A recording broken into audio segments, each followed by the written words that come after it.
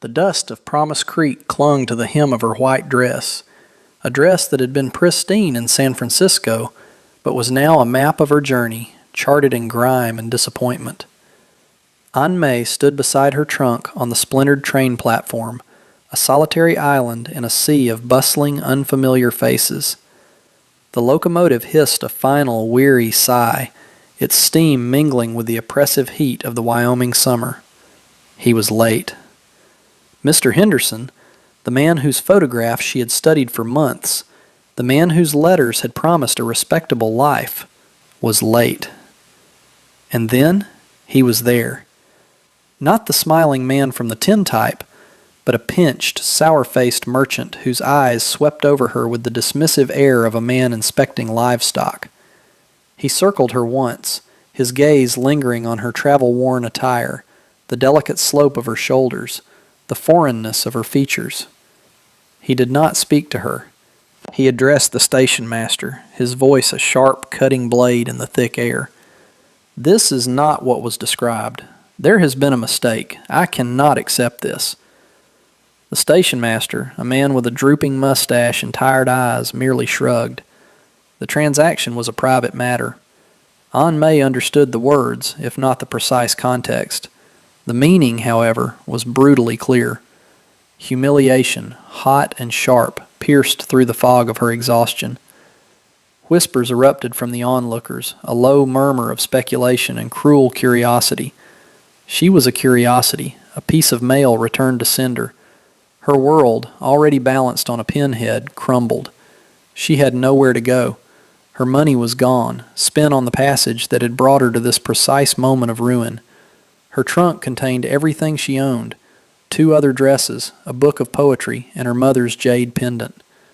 She lowered her eyes to the rough planks of the platform, willing herself to become invisible. Then a shadow fell over her. It was vast, eclipsing the harsh afternoon sun. She looked up, past a pair of enormous, scuffed leather boots, up a pair of legs thick as young trees, over a broad chest covered in a simple wool shirt, to a face framed by a wild mane of dark brown hair and a full, untrimmed beard. The man was immense, a giant carved from the mountains that loomed on the horizon. His eyes, a startling clear blue, were not cruel or mocking. They were steady, observant.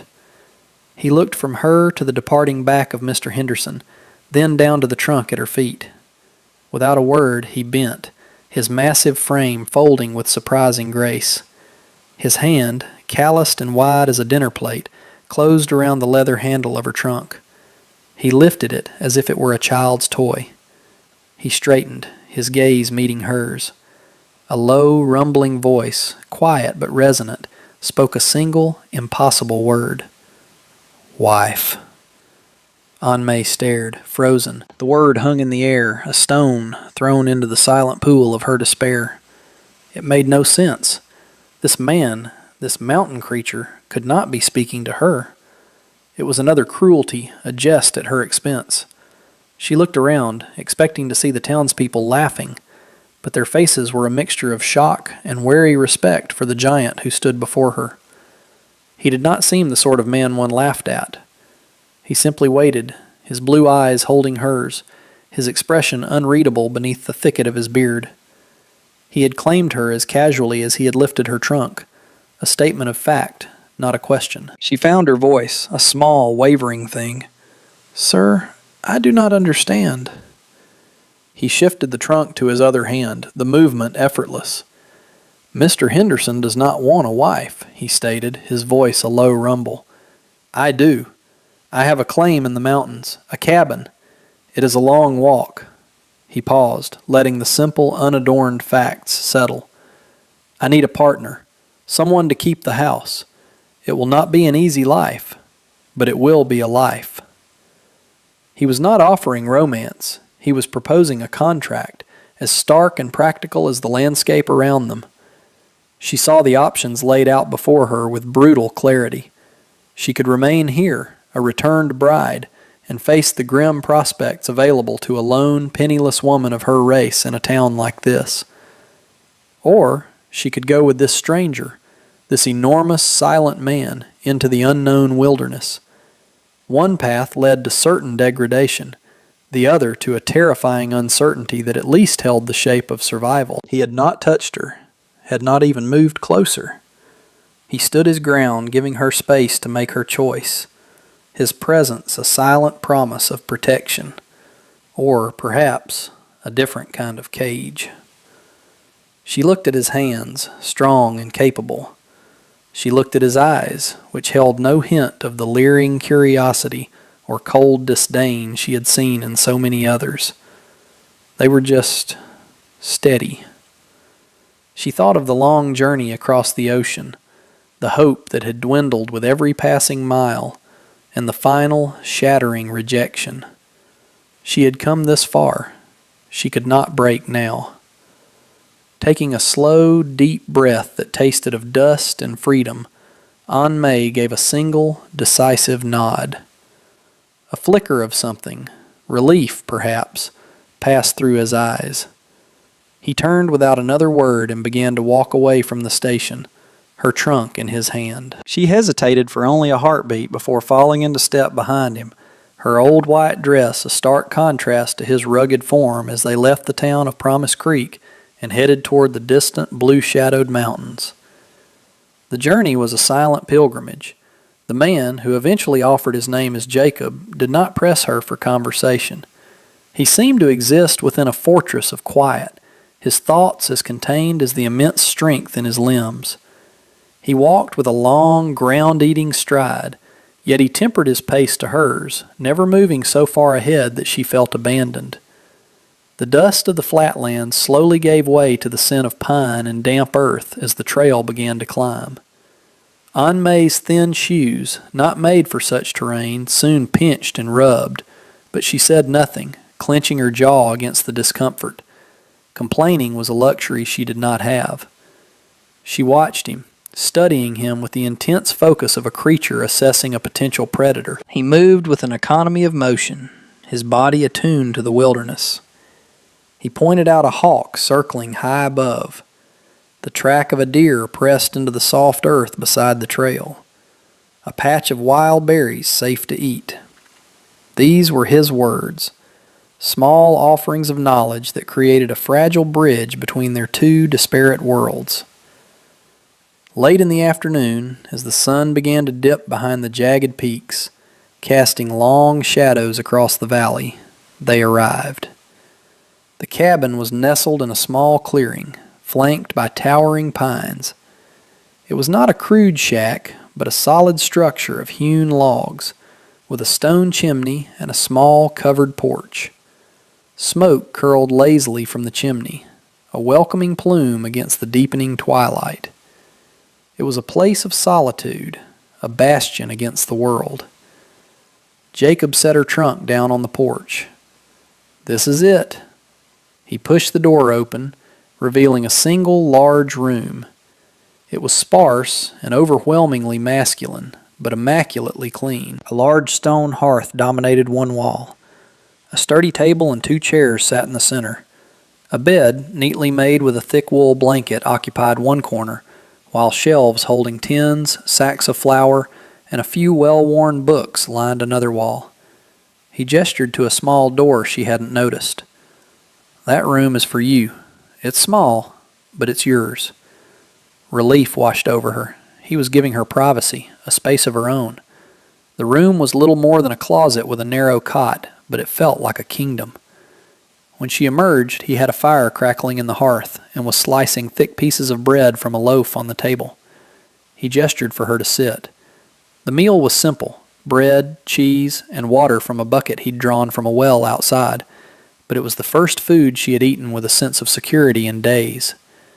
They ate in silence, the only sounds the crackle of the fire and the whisper of the wind in the pines outside. It was not an uncomfortable silence, but a functional one, the quiet of 2 people who had struck a bargain and were now beginning the slow, cautious process of living with its terms. The days bled into weeks, and summer settled deep into the mountain valleys. An Mei found a rhythm in the quiet solitude of the cabin, a routine that anchored her. She rose with the sun, the cool mountain air a balm after the oppressive heat of the lowlands. Jacob was always gone by then, tending to his traps or felling timber further up the mountain. His absence gave her the freedom to make the space her own. She began with small acts of transformation. She washed the single window until it gleamed, letting in the full measure of the morning light. Using a spare flour sack, she stitched a simple curtain, a small act of domesticity that softened the room's harsh lines. She scrubbed the floors, organized the shelves, and learned the temperament of the cast-iron stove, coaxing from it fragrant loaves of bread that filled the cabin with a scent of home she had not known she was missing. Outside the cabin was a small, neglected patch of earth where the sun lingered longest. She saw potential in it. With a rusty spade she found in the lean-to, she began to turn the soil, her hands, once accustomed to ink brushes and fine needlework, becoming calloused and strong. Jacob returned one evening from a trip to town for supplies, his mule laden with sacks.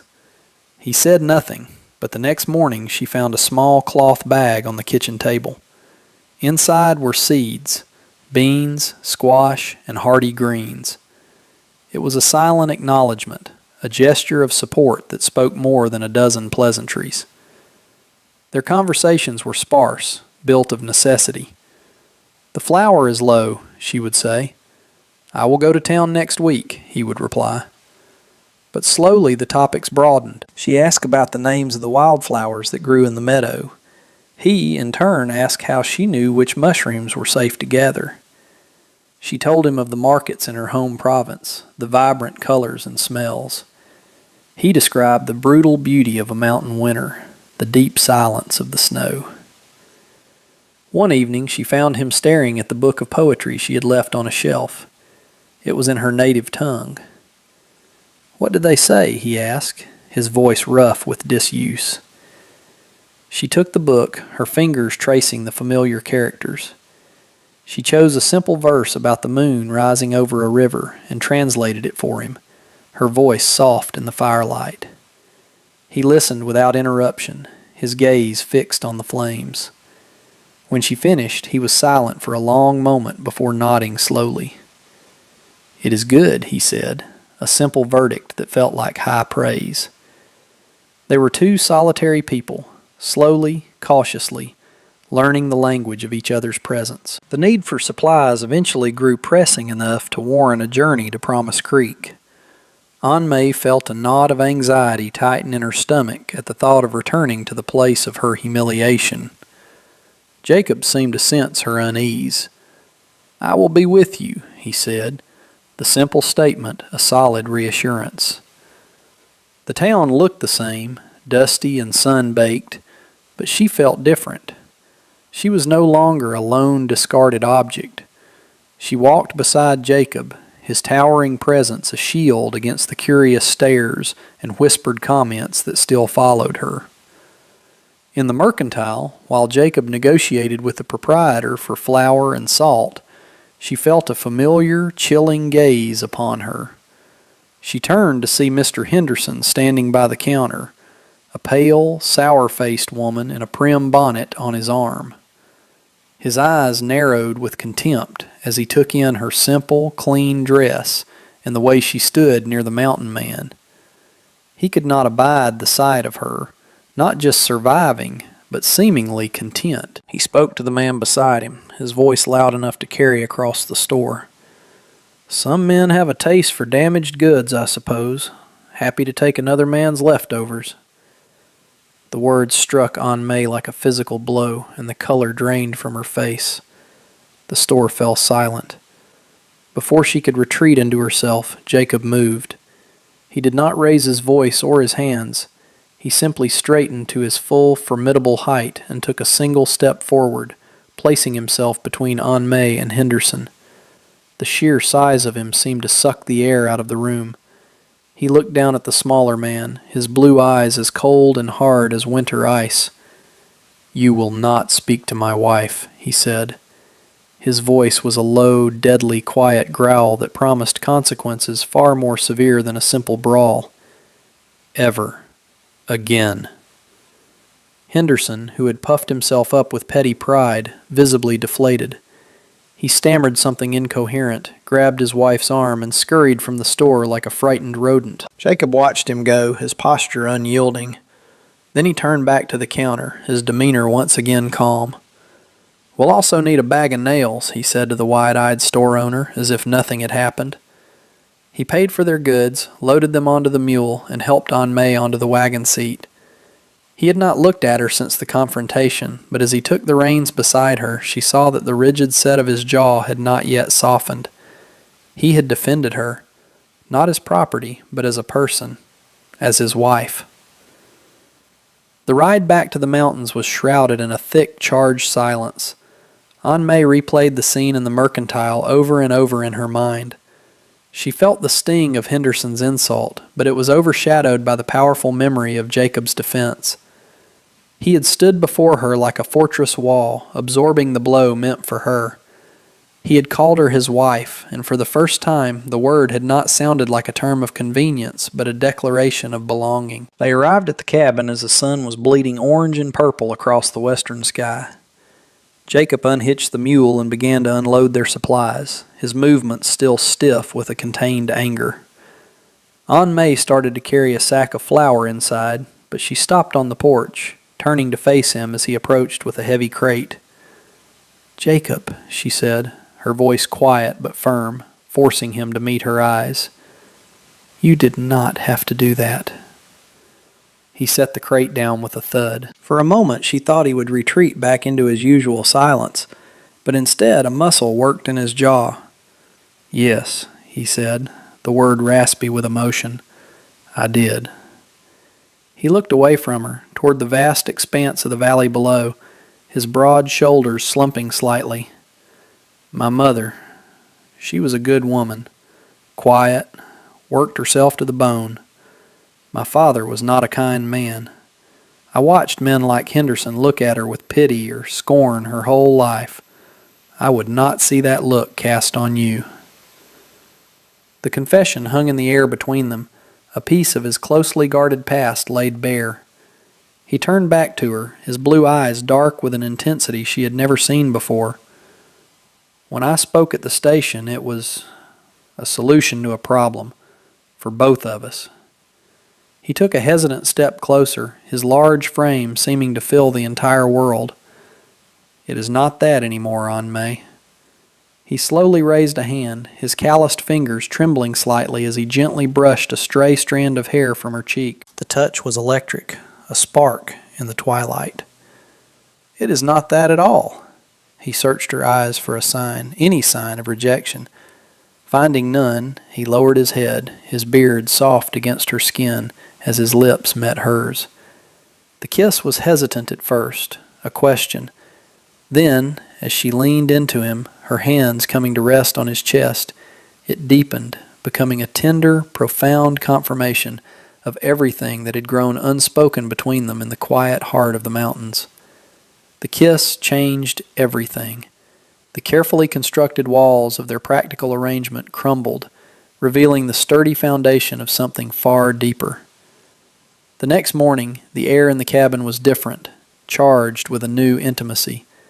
The silence between them was no longer one of cautious distance, but of comfortable companionship. A few days later, as they sat at the table sharing their evening meal, Jacob spoke, his voice steady. "We should see the preacher." Aunt May looked up from her plate, her heart giving a small lurch. "The town?" "Not for the town," he said, meeting her gaze. "For us." A week later, they rode the wagon down the mountain again. This time there was no anxiety, only a quiet sense of purpose. The traveling preacher, a thin, kind-eyed man named Mr. Davies, met them in the small, clapboard church. He listened to Jacob's request without judgment.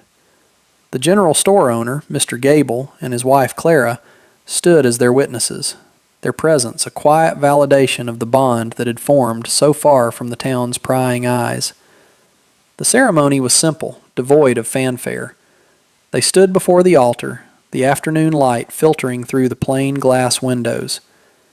Aunt May wore her best dress, the one she had saved for a life she thought was lost to her. Jacob wore a clean shirt, his hair and beard neatly combed. He looked immense and solid beside her. The preacher's words were about partnership, respect, and building a life together. When it was time for the vows, Jacob's voice was a low, earnest rumble as he promised to honor and protect her. Aunt May's voice was soft but clear as she made her pledge in return.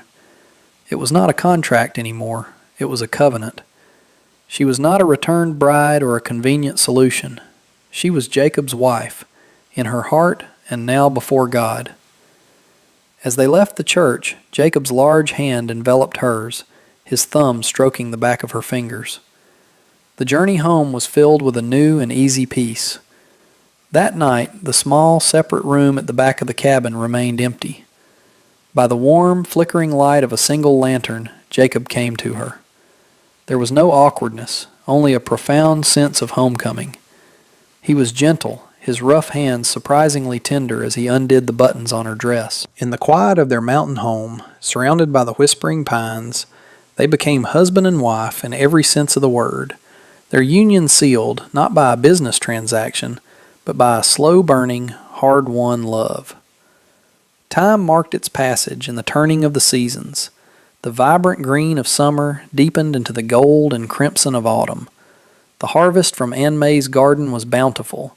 They worked together, pickling beans, drying squash, and storing potatoes and carrots in the small root cellar Jacob dug beneath the cabin. The shelves inside, once sparse, were now laden with jars of preserves, a colorful testament to their shared labor and growing prosperity. Winter arrived with a hush, blanketing the mountains in a thick layer of snow. The world outside became silent and still, and the cabin became their sanctuary. The isolation that might have driven others apart only drew them closer. Aunt May mended Jacob's shirts by the firelight, the rhythmic pull of the needle a soothing counterpoint to the howling wind. Jacob, in turn, spent the long evenings reinforcing the cabin, his hammer blows echoing with a sense of permanence. He added a new room onto the side of the cabin, a space with a large window facing the sunrise. "For your plants in the winter," he said, though they both knew it was more than that. It was a room for their future. One afternoon, checking his trap lines, Jacob found a young fox with its leg caught in a poacher's abandoned snare. He carefully freed the terrified animal and brought it home, wrapped in his coat. Together, he and Aunt May cleaned the wound and splinted the delicate leg. They kept the fox in a warm box by the hearth, and Aunt May fed it scraps of meat and broth.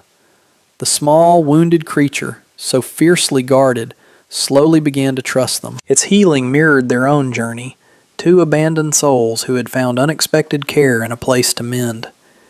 The gentle banter that had begun in the summer now flowed easily between them. She would tease him about the prodigious amount of wood he chopped, and he would smile, a rare and wonderful sight that crinkled the corners of his eyes, and tell her it was to keep his wife warm. The cabin was no longer just his shelter or her refuge. It was their home, infused with the warmth of their shared life, a beacon of light and love against the vast, indifferent wilderness. Their life was a quiet tapestry woven from threads of mutual respect, gentle affection, and the deep, unspoken understanding that they belonged to each other. Spring returned to the mountains with a surge of life. The snow receded, and the creeks swelled with meltwater. The first green shoots pushed their way through the damp earth, and the air grew sweet with the scent of pine and thawing soil. Aunt May's garden, expanded and enriched with compost from the winter, was her pride. She and Jacob worked side by side, turning the earth and planting the seeds for the coming season. What had once been a small patch of dirt was now a sprawling plot, a testament to her persistence and his support. One evening they stood on the porch Jacob had built, a sturdy addition that overlooked the valley. The setting sun painted the sky in hues of soft pink and brilliant orange. Aunt May leaned against the railing, her hands resting on the smooth, worn wood. Jacob came to stand behind her, his large frame a familiar comfort. He wrapped his arms around her waist, pulling her back against his chest. She leaned her head back, resting it on his shoulder. They stood like that for a long time, watching the colors fade and the first stars appear. "This is a good life, Jacob," she said, her voice soft with contentment. She felt his chest rumble with a low hum of agreement. He pressed a light kiss to the top of her head. "It is a good life, because you are in it," he answered, his voice simple and sincere. The words were a profound declaration, a summary of their entire journey. From the dust of the train station to this peaceful moment, her presence had been the catalyst for transformation, not just for the cabin, but for him. She reached up and placed her hand over his, her slender fingers lacing with his strong, calloused ones. They were no longer just surviving. They were thriving. The home they had built, the land they cultivated, the quiet rhythm of their days, it was all a testament to the future they were creating together. The mountain was no longer a place of isolation, but the heart of their world. There was a sense of permanence here, a feeling that what they had built with their own hands and their own hearts would endure, a legacy of love planted in the wilderness, destined to grow for generations to come. The future was no longer an unknown terror, but a peaceful expanse, a continuation of this very moment. A year and a half after Aunt May had first arrived in Promise Creek, they rode the wagon into town again. The journey felt routine now, a familiar part of their life's rhythm. But as they moved through the main street, Aunt May noticed a change. The stares were still there, but they were different. The open hostility and mocking curiosity had been replaced by a grudging, and in some cases, genuine respect. They were no longer the strange mountain man and his foreign bride. They were the Calloway family, a known quantity, a part of the local tapestry. Mrs. Gable waved warmly from the doorway of the mercantile, and even the blacksmith gave Jacob a respectful nod.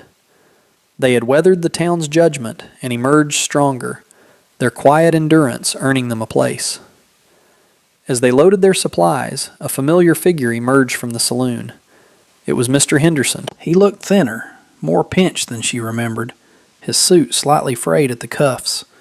His eyes met hers for a fleeting second, and in them she saw not arrogance, but a flicker of something akin to envy. He quickly looked away, hurrying down the street, a man diminished by his own smallness. He was no longer a source of pain, merely a ghost, a marker of a life she had thankfully left behind. The true measure of her life was not in the town's acceptance, but in the home that awaited them in the mountains. They arrived back at the cabin as the last rays of sunlight kissed the peaks. The garden was flourishing, a riot of green leaves and burgeoning vegetables. Her flowers, planted along the porch, filled the air with a sweet perfume. Jacob came to stand beside her as she inspected a budding rose. He didn't speak, but his presence was a comforting weight.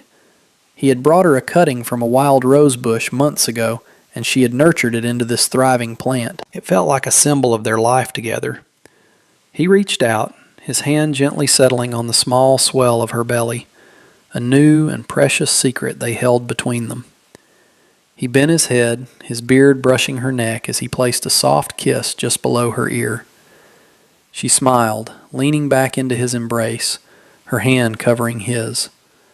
She remembered the girl in the faded white dress, standing alone on a train platform, an object returned and rejected.